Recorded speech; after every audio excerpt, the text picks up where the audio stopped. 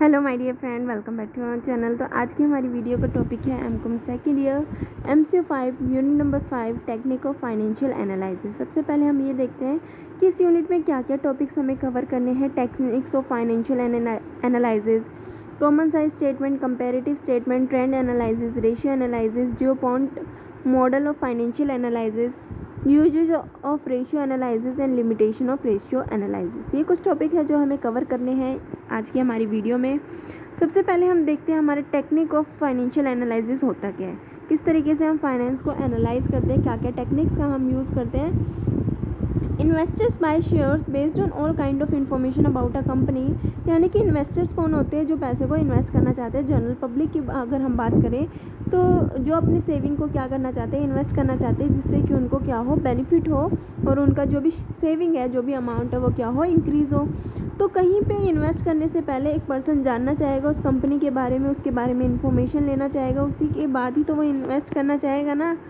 तो investor by shares based on all kind of information about a company, जो भी information available होती है उनके पास, उस बेसिस पे वो क्या करते हैं, किसी कंपनी को चूज़ करके उसमें पैसा इन्वेस्ट करते हैं जो भी उनको अच्छी या प्रॉफिटेबल लगती है।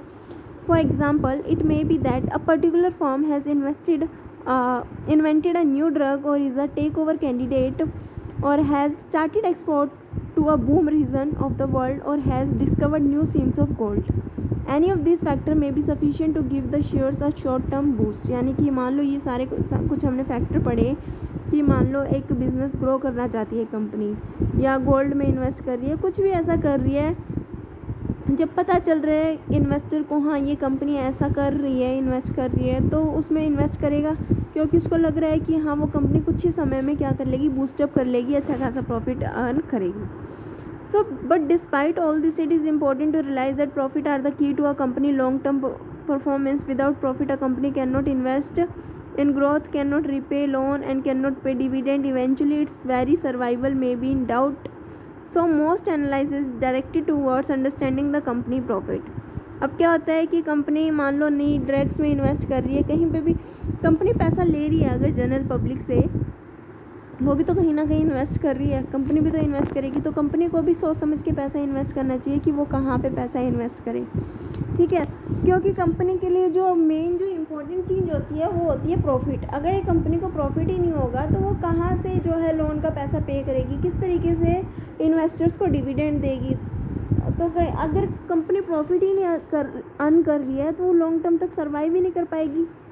एक कंपनी के लिए बहुत ज़्यादा इंपॉर्टेंट है कि वो क्या करे, प्रॉफिट अर्न करे और ये देखिए कि कहाँ पे ऐसा इन्वेस्ट करे कि वो जो इन्वेस्टमेंट है उसकी क्या हो, प्रॉफिटेबल हो, ठीक है। सो इसकी वजह से हम क्या करते हैं, फाइनेंस को एनालाइज करते हैं। फाइनेंशियल एनालिसिस करना बहुत ज़्यादा ज़रूरी होता है।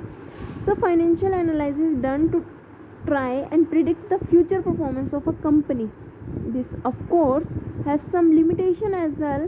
This is because your analysis will essentially be of historical figure, yet you are trying to forecast the futures. However, there are experts who use technical analysis to predict the future stock prices using historical data where most the reality is not predicted. जब भी हम finance को analyse करते हैं, जब भी future के बारे में जानना चाहते हैं, तो मोस्टली हम क्या करते हैं, जो हमारा पास्ट डाटा होता है, जो हिस्टोरिकल डाटा होता है, बेसिकली उसका यूज़ करते हैं। बहुत सारे एक्सपर्ट क्या करते हैं, उन डाटा का यूज़ करके पास्ट परफॉर्मेंस को एनालाइज करते हैं कि हाँ अब एक स्टॉक का प्राइस ऐसा है, लास्ट 5 साल से 6 साल से इस स्टॉक का प्राइस बढ़ रहा है या घट रहा है। तो वो सारी चीज़ें पास्ट इन्फॉर्मेशन के बेसिस पे एनालाइज करते हैं और उसके बेसिस पे ही फ्यूचर डिसीज़न लेते हैं। तो ज़रूरी नहीं है ना कि जो डिसीज़न लिया गया वो एकदम सही हो फ्यूचर में, ठीक है। फ्यूचर के बारे में तो किसी को नहीं पता, तो कोई भी जो है करेक्ट एस्टिमेट नहीं लगा सकता। पास्ट इन्फॉर्मेशन के बेसिस पे कोई भी फ्यूचर को जो है पता नहीं लगा सकता।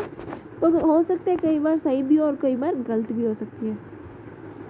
Also, you would have noticed that analysis by some of the world top economists was unable to predict the recent Asian economic implosions.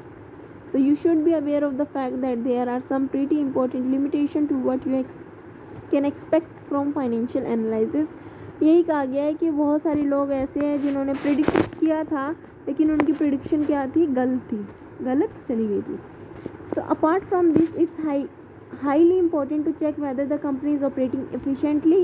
It is equally important that the company operate efficiently in comparison to its competitor. It is also necessary to be analyzed the debt level, how this may affect the company performance. When interest rates are low, it can make good strategy sense for a company to borrow heavily in order to invest for growth.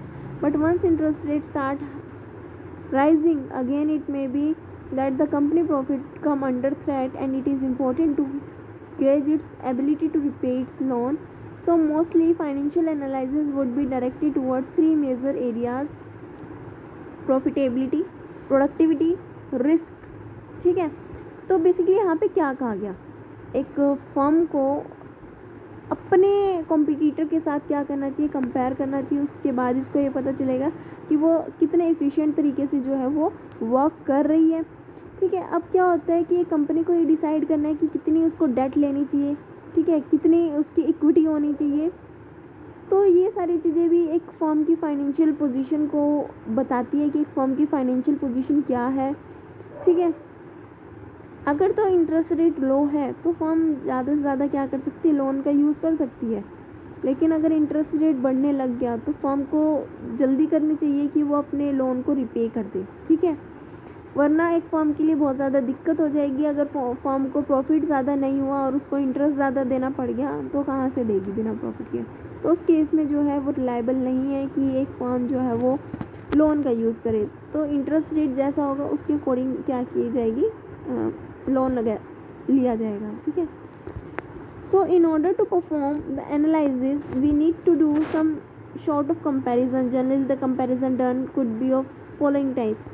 कई बार क्या होता है, हम financial analyse कर रहे हैं, हम परफॉर्मेंस को एनालाइज कर रहे हैं एक बिजनेस की, तो उसके लिए हम क्या करते हैं, कंपैरिजन करते हैं। किस तरीके से हम कंपेयर करते हैं वो बात यहाँ पे हम देखेंगे।